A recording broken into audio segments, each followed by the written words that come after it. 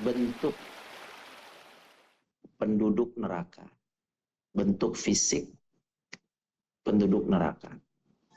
Kita bacakan hadisnya. Bismillahirrahmanirrahim. An Abi Hurairah radhiyallahu anhu qala qala Rasulullah sallallahu alaihi wasallam dirsul kafiri aw nabul kafiri mithlu Uhudin wa ghiladhu jildihi masiratu thalathin. Masya Allah, tabarakallah. Kita baca artinya dari Abu Hurairah radhiyallahu anhu bahwa Rasulullah sallallahu alaihi wasallam bersabda, gigi geraham atau taring ya orang kafir yaitu sama dengan gunung Uhud, Masya Allah,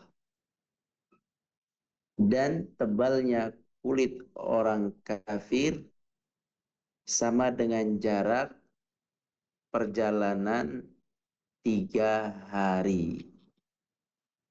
Hadis riwayat Muslim. Hadisnya sangat singkat sekali ya, menjelaskan tentang fisik atau jasad orang kafir di neraka. Orang kafir di neraka. Di sini hanya dijelaskan beberapa fisik saja. Namun sesungguhnya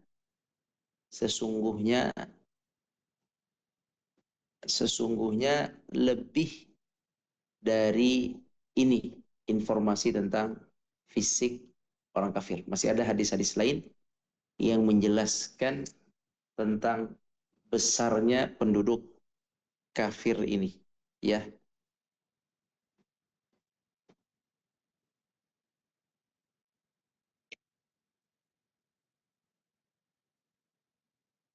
Ya. Sekarang kita insya Allah akan baca dulu penjelasan dari penulis buku.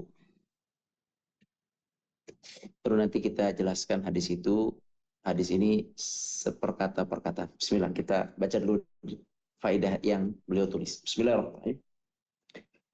Allah Subhanahu wa taala menjadikan semua keburukan dan siksaan dalam neraka.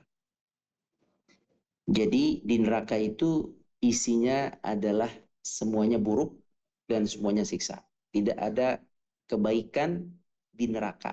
Walaupun satu helai pun. Semua adalah siksa. Kemudian, sungguh neraka adalah tempat siksaan yang disediakan Allah pada hari akhirat kelak untuk orang kafir, untuk orang munafik, dan juga untuk pelaku maksiat. Ada 3 yang akan dimasukkan ke dalam neraka, yaitu pertama orang kafir, yang kedua munafik, yang ketiga adalah pelaku maksiat. Pelaku maksiat. Namun ada yang kekal dan ada yang tidak kekal. Yang kekal adalah orang kafir. Kemudian, semoga Allah mengampuni kita dan menyelamatkan kita dari azab neraka. Allahumma amin ya rabbal alamin. Poin yang kedua, postur tubuh penghuni neraka tidak serupa seperti di dunia. Ini perlu difahami oleh kita semua bahwa Allah Subhanahu wa taala itu sang pencipta, mampu mengubah suai. Istilah kita adalah ubah suai. Ubah suai ini maksudnya jadi masih bahan yang sama, tetapi diubah, disesuaikan oleh Allah Subhanahu wa taala sesuai tempat hidupnya, di mana dia tinggal. Itu namanya diubah sesuai. Allah mampu mengubah sesuai manusia tubuhnya. Dari mulai dia adalah seorang janin yang besarnya hanya sebesar telapak tangan atau telapak tangan sampai pergelangan tangan, itu sudah menjadi bayi kecil. Kemudian Allah tumbuh kembangkan menjadi bayi yang sebesar lengan tangan.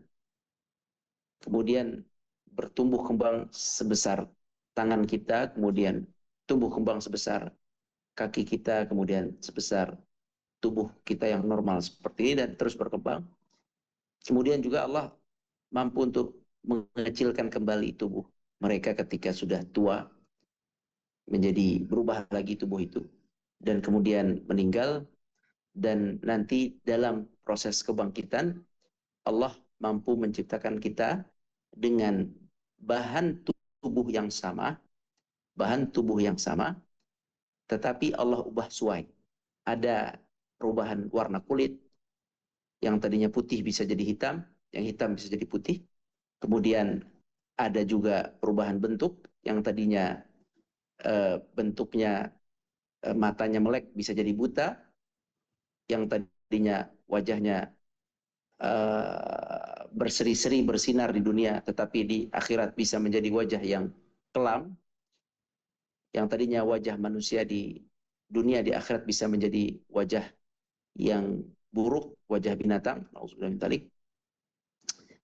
Dan hal bentuk-bentuk lain dalam saat kebangkitan. Allah akan bangkitkan kita dengan bentuk fisik yang berbeda, tapi bahannya dari bahan fisik yang ada di dunia ini. Allah ubah sesuai dengan kekuasaan Allah. Kemudian nanti setelah melewati hisab padang mahsyar, Allah mampu menciptakan, mengubah sesuai lagi, sesuai dengan tempatnya.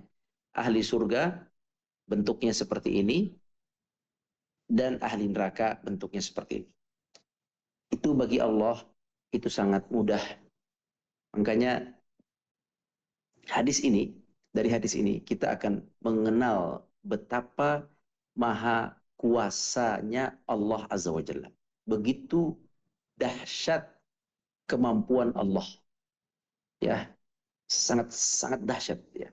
Kita lihat di sini bahwa postur tubuh penghuni neraka tidak serupa di dunia. Ini informasi singkat tapi penting, bahwa Allah mampu merubah fisik yang tadinya ukurannya A bisa dirubah menjadi ukuran B, dan bisa berubah menjadi ukuran C. Jadi kita akan, subhanallah, kita hidup dalam beberapa ukuran dalam tubuh kita. Tapi inti dari fisik itu adalah, intinya adalah uh, yakni yakni dia, fisik itu Allah ciptakan sesuai dengan tempat lah, intinya begitu ya, sesuai dengan tempat. Baik, kita lanjutkan. Tubuh yang di neraka itu lebih besar dan tinggi. Mereka bertambah ya, lebih besar dan tinggi mereka bertambah, sehingga mereka mempunyai bentuk tubuh yang besar. Tubuhnya besar, tinggi, dan berisi, tebal kulitnya, dagingnya tebal.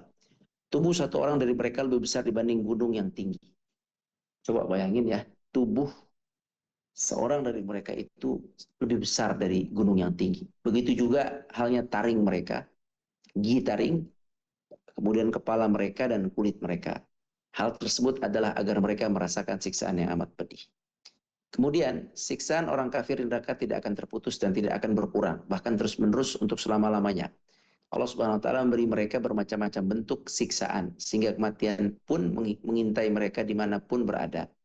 Namun mereka tidak akan mati karena roh mereka tidak keluar dari jasad mereka untuk beristirahat dari kerasnya azab yang menimpa mereka. Baik, subhanallah, itu kurang lebih penjelasan. Nanti Anda akan tambah jelaskan sedikit ya. Bismillahirrahmanirrahim. Jadi gini, pertama, kita ini sedang dihadapkan dengan teks tentang hal gaib. Ini berita gaib dari Rasulullah SAW. sesuatu yang tidak bisa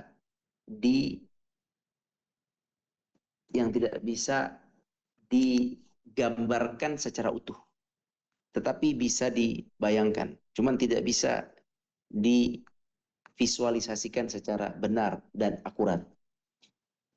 Sebab ini perkara gaib dan Rasul Shallallahu Alaihi Wasallam menerima sebagai wahyu dari Allah dan menyampaikan pada kita. Jadi ini hadis ini benar-benar gambaran yang mengerikan tentang keadaan fisik orang kafir. Kita lihat di sini ya. Di sini kata Nabi Shallallahu Alaihi Wasallam, dirsu al kafir. Dirsu artinya gigi geraham. Gigi geraham itu adalah gigi yang terletak di sebelah kanan dan sebelah kiri kita. Jadi kalau kita punya gigi, ada kanan dan kiri kita, itu disebut gigi geraham. Gigi geraham itu jumlahnya itu kalau tidak salah 4, perlu dihitung lagi ya, 4 atau 5. Dari yang paling belakang ada geraham belakang. Geraham belakang disebut dalam bahasa Arab nawajid. Ada geraham tengah. Geraham tengah disebut dengan al-adras. Geraham tengah al-adras itu juga disebut dirs. Tunggalnya disebut dirsun. Jadi kata dirsun di dalam hadis ini itu adalah gigi geraham yang tengah ini. Satu giginya. Jadi dirsun itu satu. Kalau adras itu lebih dari satu. Gigi-gigi geraham. Kalau ini dirs, satu gigi geraham. Dirsun, satu gigi geraham orang kafir sebelah kanan dan kiri geraham ini. Baik bawah atau atas. Geraham itu ada dua, ada bawah dan atas. Baik, dirsul kafir. Satu gigi geraham, baik atas satu atau bawah satu, atau kanan kirinya, pokoknya satu. Satunya itu, atau kata Nabi, gerahamnya atau, sini ada atau, au nabul kafir. Nab adalah taring. Nab adalah taring. Kalau gigi taring kita tahu, gigi taring adalah di depan gigi seri, sampingnya ada gigi rubai, ada gigi tertawa senyum, baru gigi taring. Jadi 1, 2, 3. 1, 2, 3, keempat ya. Dari depan kita 1, 2, 3, 4. Itu gigi taring. Sini. Gigi taring kita atau gigi daras geraham kita. Na'udzubillah, na'udzubillah. Bukan kita na'udzubillah. Ahlun nar, ahli neraka, na'udzubillah. Gigi taring dan gigi geraham ahlun nar, ahli neraka. Na'udzubillahi minan nar, na'udzubillahi minan nar, na'udzubillahi minan nar.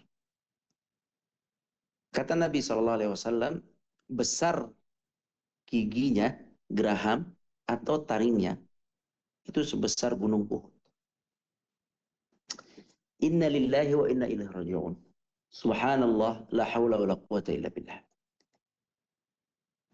Mendengar kata gunung, gunung itu nggak ada yang kecil.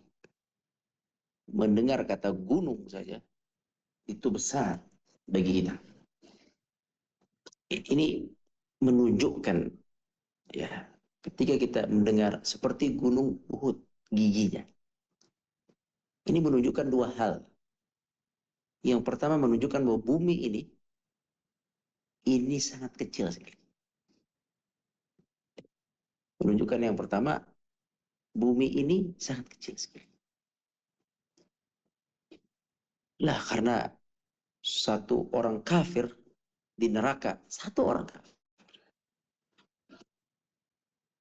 Dan satu gigi geraham itu sebesar gunung Uhud yang kita lihat. Nah, berarti kecil sekali dunia ini dan besar sekali alam akhirat itu.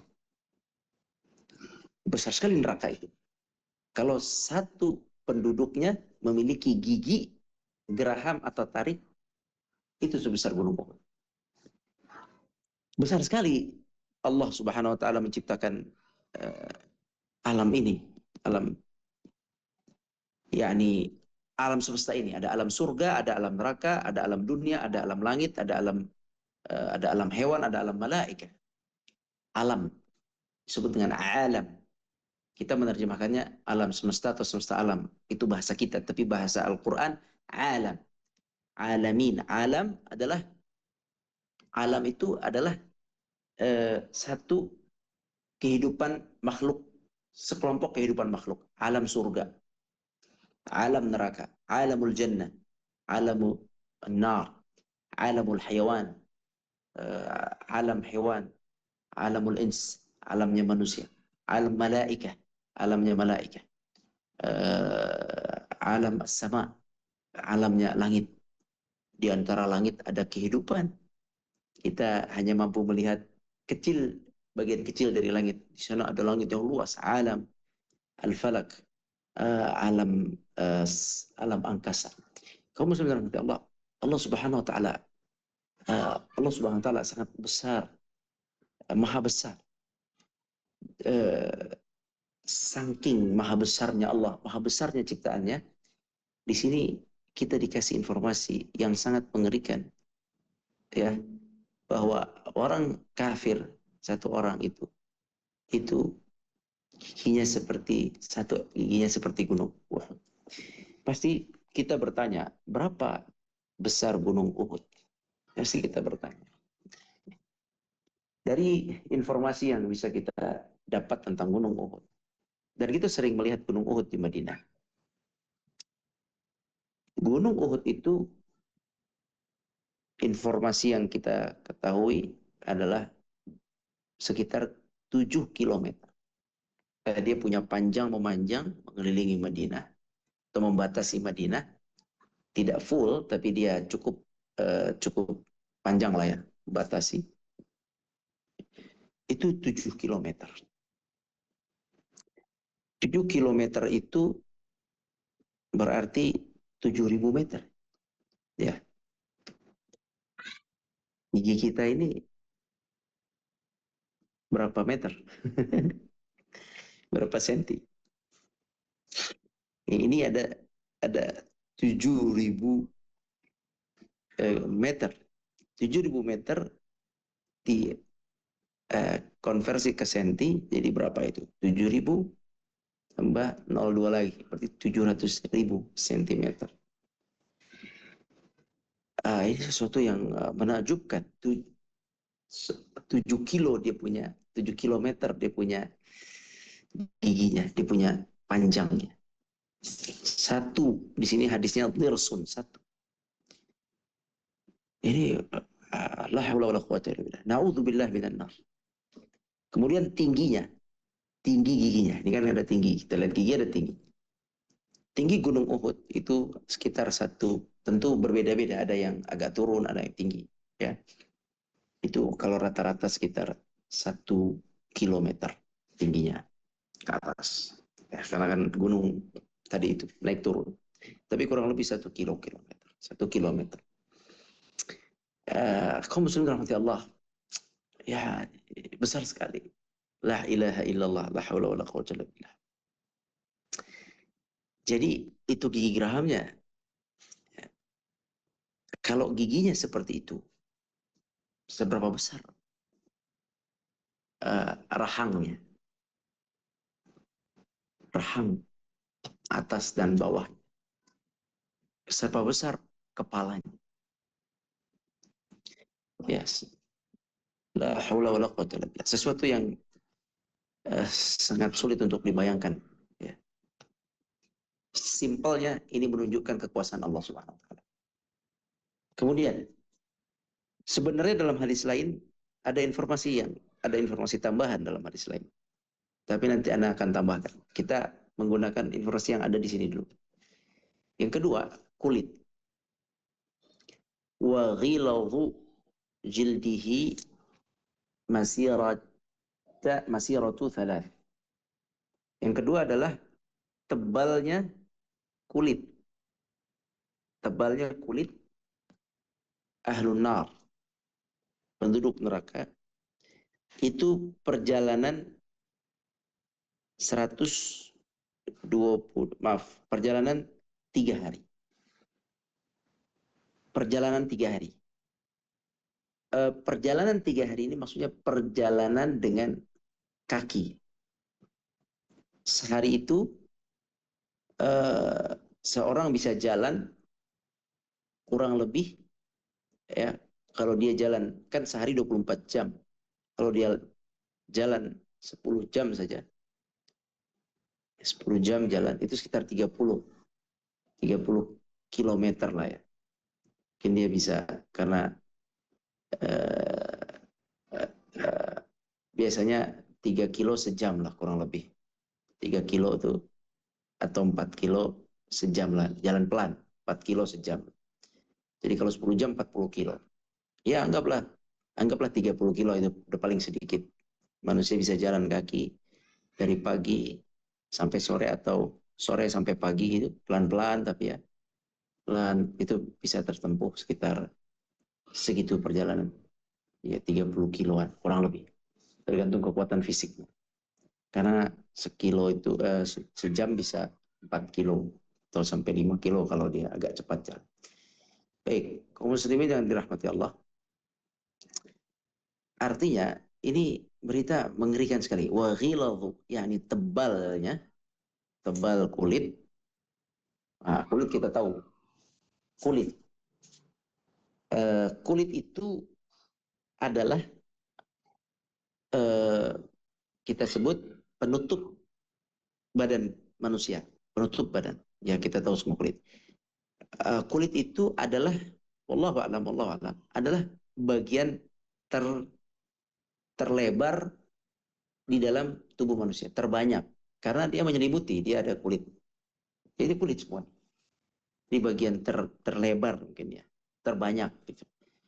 Nah, dibanding antara tulang sama kulit, banyakkan kulit. Ya kan? Dan kulit ini kan mungkin yang ahli kulit lah mereka lebih ngerti. Anda tidak begitu mendalami. Tetapi orang yang ahli kulit bisa mungkin merenungkan hadis ini. Karena kulit ini kan ada levelingnya ya. Ada level paling atas, permukaan, kemudian lapisan yang kedua, ketiga. Jadi bisa dikatakan kulit ini adalah bagian paling luas meliputi manusia.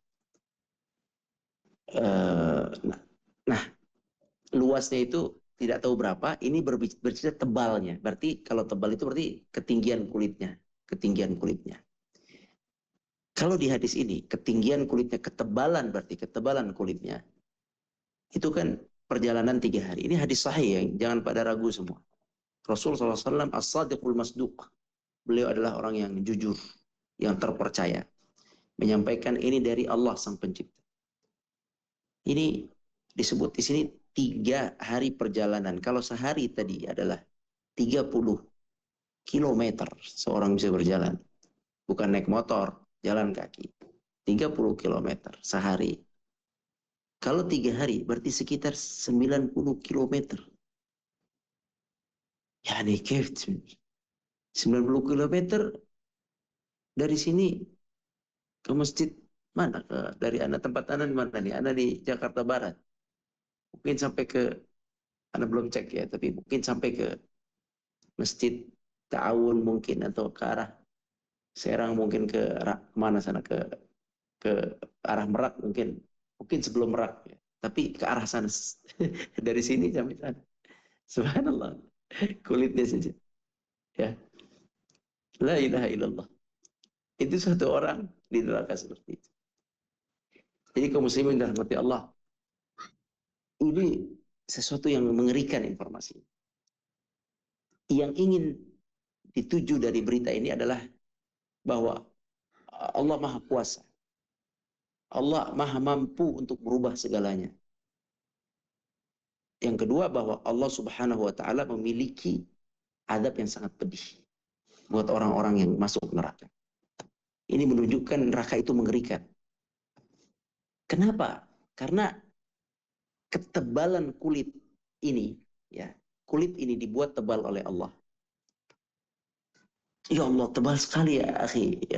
Yakni dari tempat antum semua duduk, tarik 90 sampai 100 kilo. Tarik 100 kilo, antum bayangin 100 kilo dari tempat antum duduk apa namanya, seluas itu.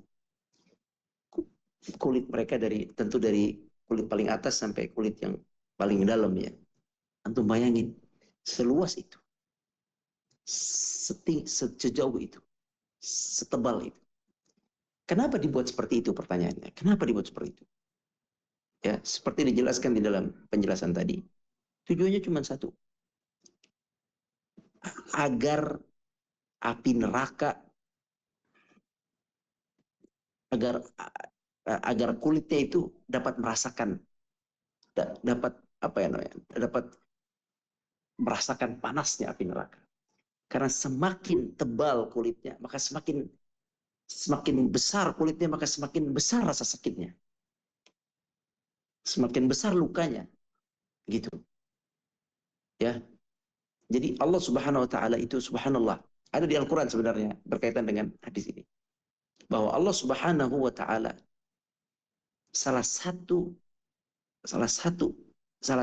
organ terpenting dalam azab neraka adalah kulit. Dan begitulah di dunia ini. Mungkin para dokter lebih ngerti bahwa luka bakar itu yang diserang kulit. Ketika terbakar, kulit itu yang diserang. Sebelum dia menyerang tulang, kulit. Dan kulit itu adalah lapisan-lapisan. Dan kulit yang paling sakit adalah lapisan-lapisan yang di permukaan. Sampai pada satu titik lapisan, udah yang lapisan habis, paling yang habis rasa sakitnya, apa sensorik sakitnya habis, maka hilang rasa sakitnya. Nah, di dalam Al-Quran disebutkan ketika kulit yang tebal 100 kilo itu sudah terbakar, kemudian Allah kembalikan kulit, Allah jadikan kulit setebal itu lagi, dibakar lagi, ada lagi. Kulit itu menjadi sumber siksaan. Makanya ditebalkan kulitnya oleh Allah Subhanahu wa taala. Nauzubillahi min dzalik. Untuk disiksa oleh neraka. Dan neraka itu besar apinya. Nanti kita akan belajar tentang neraka di pekan depan ya. Tapi Anda mau kasih tahu sedikit bahwa kekuatan apinya itu adalah 69 kali lipat dari api yang sekarang. Ya. Jadi api yang paling panas di atas muka bumi ini dikumpulkan semua api yang paling panas. Berapa derajat di sini paling panas? Silakan antum lihat, kali 69 kali lipat panasnya. Itulah yang akan membakar ahli neraka. Jadi gini, jadi jangan pernah meremehkan neraka itu. Jangan pernah mengatakan gak apa-apa masuk neraka. Saya dibakar, nanti saya masuk surga. Jangan pernah berkata seperti itu. Nanti minggu depan kita akan jelaskan bagaimana ketika neraka dihadirkan saat itu, ya. Saat neraka itu dihadirkan, waji'a yawma idzin bi jahannam. Neraka itu didatangkan oleh Allah Subhanahu wa taala. Yang kita di padang mahsyar, kemudian didatangkan neraka pas di bibir padang mahsyar, di tepi padang mahsyar. Dari padang mahsyar mau ke surga sana di batas, di tengah datang neraka. Saat dihadirkan neraka, waji'a yawma idzin bi jahannam yawma idzin yatadzakkarul insan. Ketika melihat neraka, mereka langsung ketakutan, langsung mengingat, langsung otomatis mengingat apa kesalahan-kesalahan saya dulu. Saya dulu melakukan A, melakukan B. Stres pikiran mereka ketika didatangkan jahanam. Belum dilempar. Jadi jangan main-main. Anak ingin sampaikan, jangan main-main. Seberat apapun api yang ada di muka bumi ini, tidak seberapa dibanding neraka. Anda pernah lihat satu video asli orang kafir yang bakar dirinya ya di depan kedutaan Israel, kalau salah itu video. Allahu a'lam. Tapi begitu beritanya seperti itu, video asli. Dia lempar minyak, dia bakar. Itu nggak lama tuh. Pakai HP dunia tuh badannya udah habis. Ya. Wah, kebakar kulitnya. Nah, jadi neraka itu besar, dalam, deh, makhluk yang mengerikan. Antum bayangin, makhluk diciptakan isinya untuk mengadab manusia selama-lamanya. Bagaimana itu makhluk itu? Fayawma idzin la yu'adzibu adzabahu ahad. Azab di dalam neraka itu adalah sebuah azab yang tidak pernah ada sebelumnya di atas dunia ini. Bentuk cara mengazabnya dahsyat. Ya, cara mengazabnya dahsyat. Orang-orangnya dibesarkan. Dibesarkan bukan untuk kebanggaan, tapi untuk apa? Untuk tersiksa. Untuk tersiksa berada di neraka itu. Semakin besar badannya, semakin tersiksa, semakin besar bagian-bagian tubuhnya yang terbakar. Ya, subhanallah. Jadi kaum muslimin yang dirahmati Allah, itulah gambarannya tentang penduduk neraka. Disebutkan setiap ahli neraka itu di dalam sebuah hadis, tempat duduk dia satu orang, porsi satu orang neraka. Maq'adahu minan nar ma baini wa bainar rabadzah, kata Nabi SAW. Ya, satu ahli neraka punya tempat dia untuk disiksa. Maq'ad, tempat duduknya. Dan tempat duduknya itu antara Madinah Nabi SAW dengan kota Rawzah. Itu sekitar 200 kilometer kurang lebih. Ya, ukuran-ukuran kurang lebih aja, kita tidak bisa bayangkan aslinya, tapi kurang lebih. Jadi 200 kilometer untuk satu ahli neraka.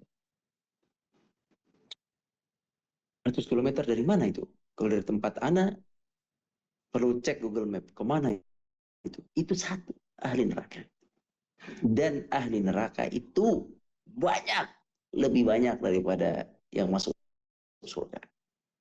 Selalu orang yang masuk surga itu sedikit. Thullatun minal awwalin wa qalilun minal akhirin.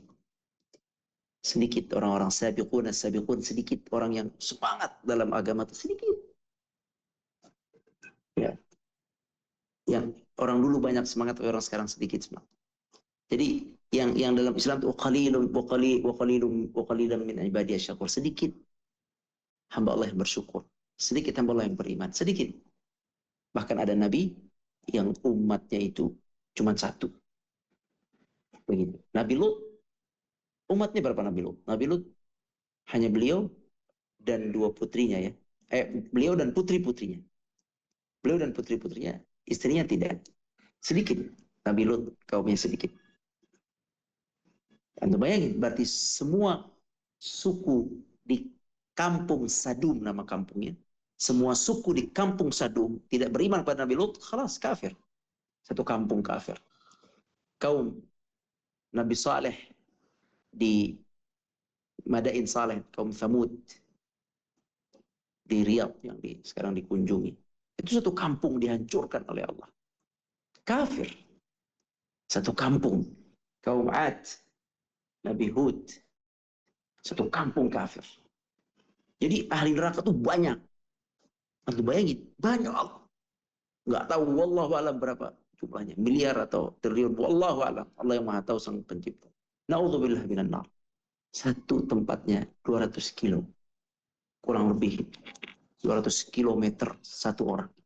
Kali sekian miliar jumlah orang yang akan menempati neraka, kekal di dalamnya, yang mereka kafir.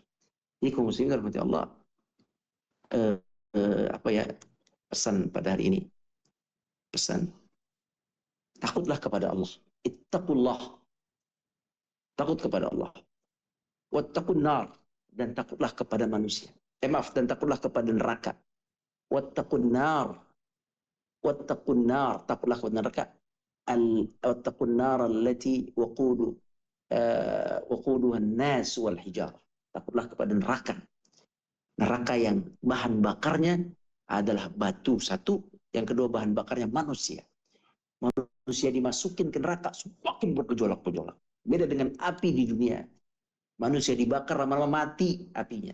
Karena bahan bakar api di dunia bukan manusia. Di sana neraka, kalau dimasukin manusia lagi, dimasukin manusia makin gejolak apinya, wah, makin menggelegar. Ya, dalam Al-Quran disebutkan, Allahumma salli wa sallam alaihi. Walilladzina kafaru birrabbihim adzabu jahannam idza ulqu fiha sami'u laha syahiqan wa hiya tafur. Ketika dilemparkan, wah, ketika masuk manusia ke dalam neraka, wah, langsung gelegar. Wa hiya tafur takadu tamayyazu minal ghayz. Api neraka semakin menggelegar, semakin murka ketika ada orang yang dimasukkan. Gimana kalau orangnya kecil? Sekecil di dunia ini, seperti semut masuk api nggak bisa. Allah ingin mengadab, maka dibesarkan fisiknya. Dan yang paling menyedihkan bagi orang kafir yang kekal di neraka adalah a'udzubillahi minal kufur. Semoga Allah jauhkan kita dari kafir, semoga Allah wafatkan kita dalam keadaan iman. Apa yang paling menyedihkan? Ruh mereka tidak bisa keluar dari jasad mereka. Ketika badan fisik sudah habis, sunnatullahnya, kalau fisik sudah rusak, sudah habis, sunnatullahnya ruh keluar. Sunnatullah, hukum Allah begitu keluar. Tapi khusus untuk ahli neraka, sebelum ruh keluar, kata ulama, sebelum ruh itu keluar, seketika dia sampai tenggorokan, kecepatan pembentukan ulang, pembentukan fisik baru lebih cepat dari proses akan keluarnya ruh. Makanya kata Allah, la yamutu fiha wa la yahya.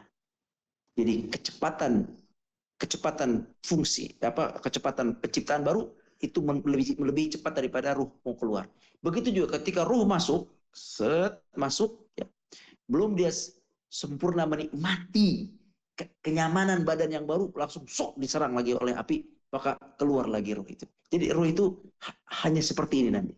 Begitu kata ulama, la yamutu fiha wa la yahya. Antum bayangin, la yamut, tidak bisa merasakan mati, nggak bisa selesai, wa la yahya, tidak ada kehidupan, tidak ada satu jeda untuk beristirahat apa namanya, pas sempurna badannya, cek, sehat dikit, nggak ada, langsung sok gitu. Ya, makanya mereka sambil teriak-teriak ketika mereka bisa hidup, teriak gitu, tapi tetap mati lagi, hidup lagi begitu. Nauzubillah min dzalik. Kehidupan yang nauzubillah, jangan pernah berani-berani melanggar hukum Allah dan meremehkan neraka. Nauzubillah minan nar. Nanti kita perjelas tentang neraka di minggu depan, tapi hari ini tentang fisik orang ahli neraka yang Allah besarkan, menunjukkan Allah ingin mengazab mereka dengan seberat-beratnya azab. Nauzubillah min dzalik. Barakallahu fiik. Jazakumullah khairan. Wallahu a'lam.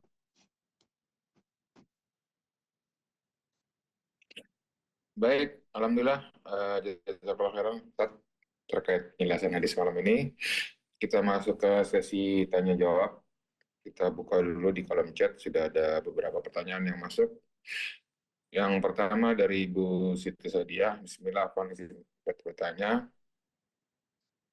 Satu, selain gigi besar Uhud, hadis lain menyebutkan ketebalan kulit penghuni neraka mencapai 42 hasta dan jarak antar pundaknya sejauh 3 hari perjalanan.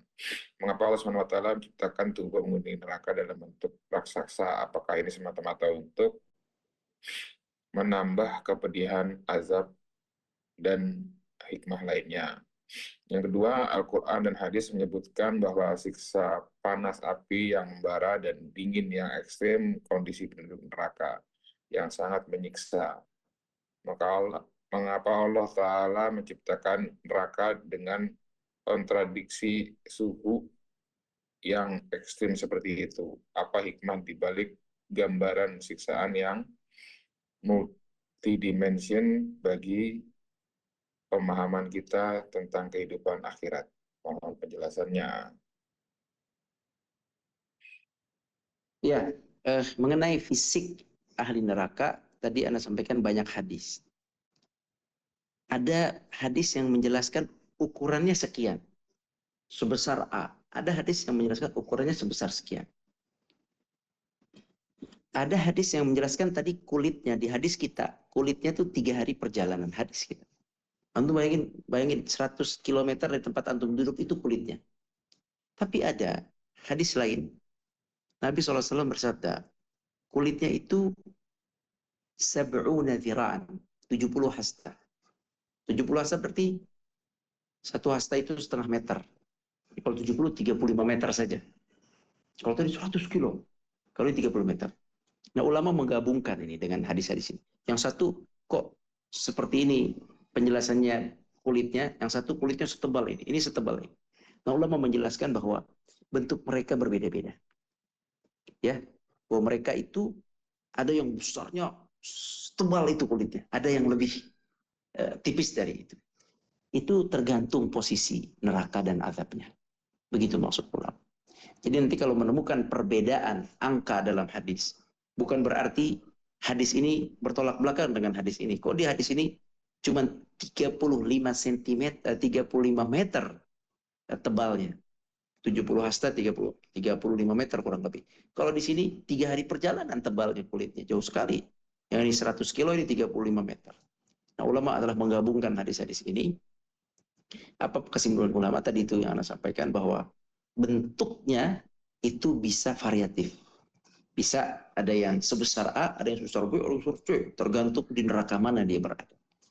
Tapi surga tidak seperti itu. Allah, ahlul jannah, itu kata Nabi SAW, sebesar Nabi Adam. Tampannya, putihnya, semuanya sejajar. Ternyata neraka tidak. Semakin dahsyat adabnya dan apinya dan kedalamannya. Karena kan neraka itu lubang. Surga itu hamparan. Ya, beda ya. Surga itu hamparan taman yang sangat luas, indah. Sedangkan neraka itu lubang yang sangat dalam. Semakin dalam lubang itu, semakin ke dalam, semakin kuat apinya.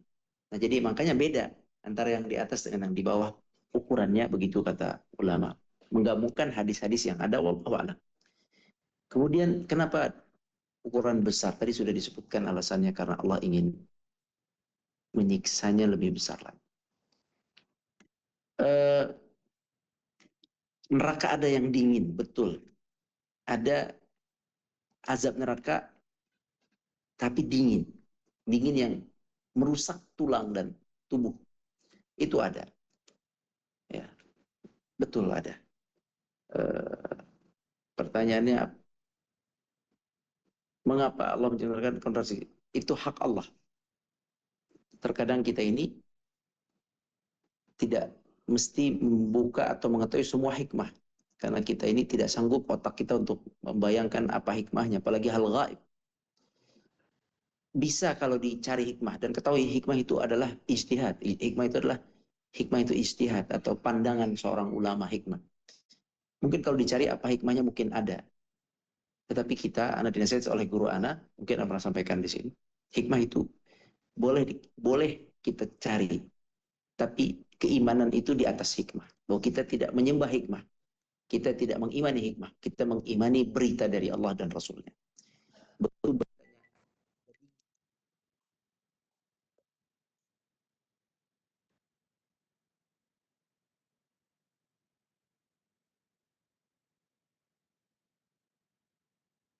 Ya, ada dingin ya. Tadi ada dingin, begitu beritanya kita terima. Wallahu alam, ada hikmah apa di balik itu ana belum mengetahui. Tapi yang jelas neraka adalah azab Allah Subhanahu wa taala. Wallahu alam.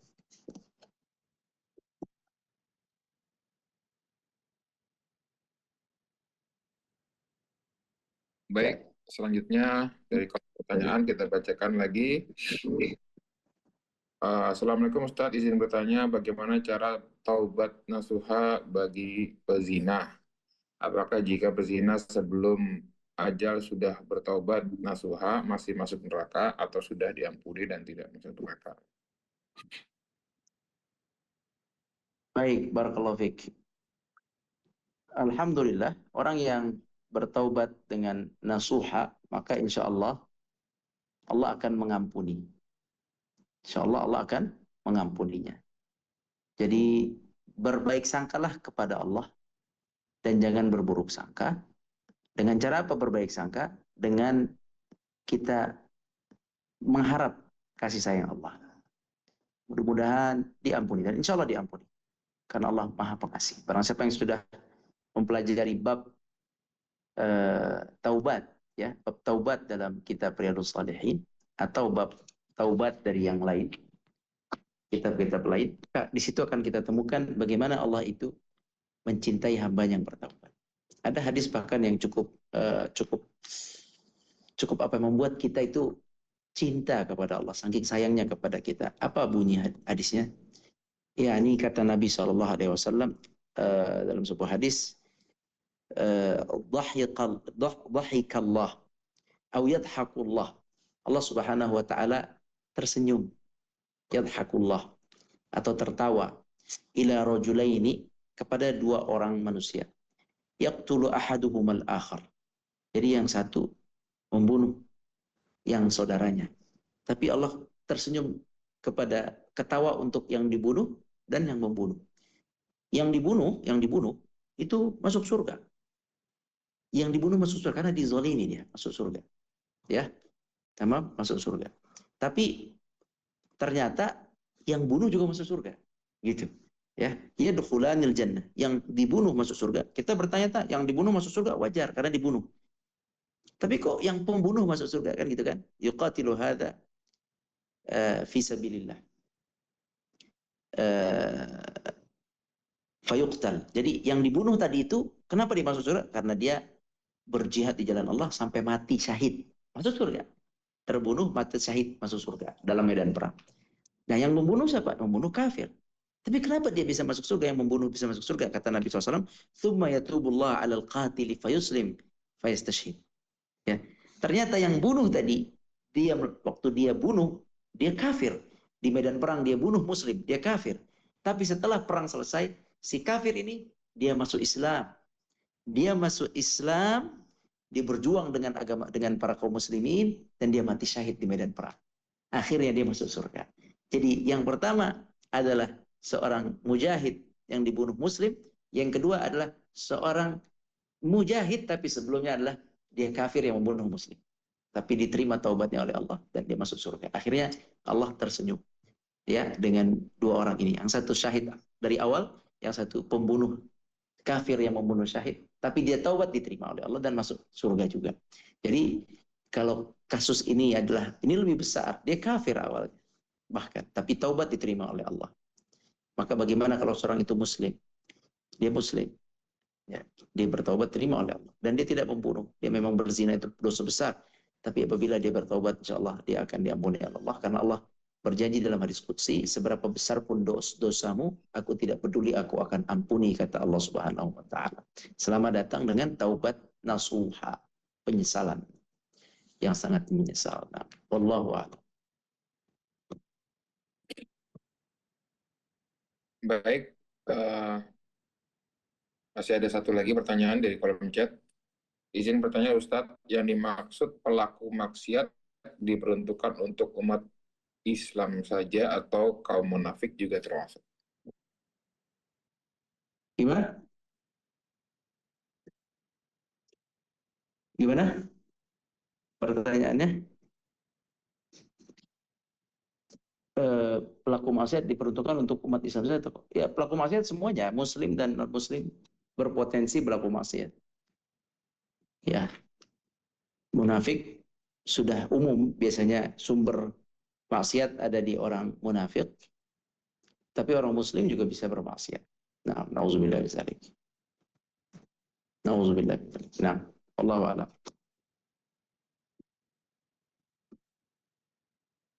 Baik, mungkin masih ada waktu kalau mau dibuka sesi tanya jawab, satu pertanyaan, dua pertanyaan. Silakan Bapak Ibu yang mau bertanya.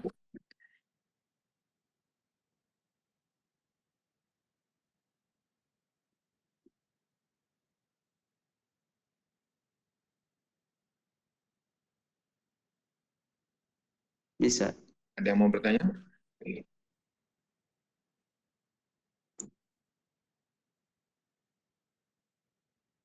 Bisa buka mikrofon ya. Iya, bagi yang mau bertanya bisa membuka mikrofonnya.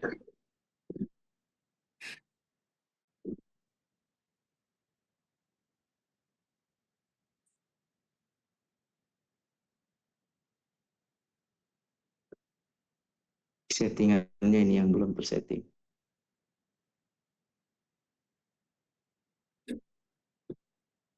Ada yang mau bertanya?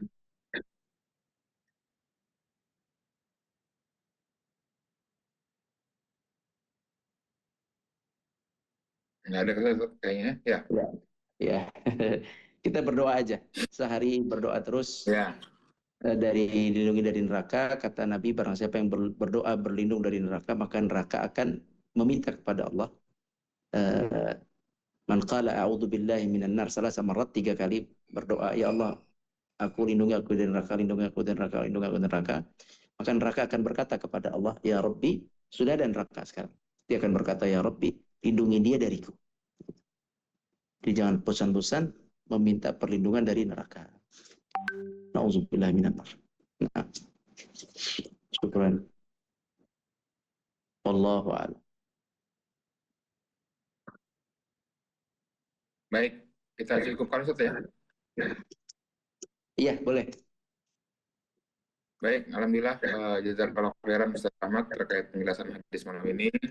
Mudah-mudahan hadis ini bisa bermanfaat untuk kita sebagai pengingat kita bahwa dahsyatnya siksa di api neraka, dan tidak henti-hentinya sebagai pengingat itu kita terus memohon kepada Allah agar kita terhindar dari neraka. Baik, mari kita akhiri kajian kita dengan sama-sama membaca kafaratul majlis. Subhanallah wa bihamdika. Terima kasih banyak Bapak Ibu dan teman-teman sekalian yang sudah hadir malam ini. Insya Allah kita ketemu di sesi yang akan datang. Mohon maaf atas segala kekurangan.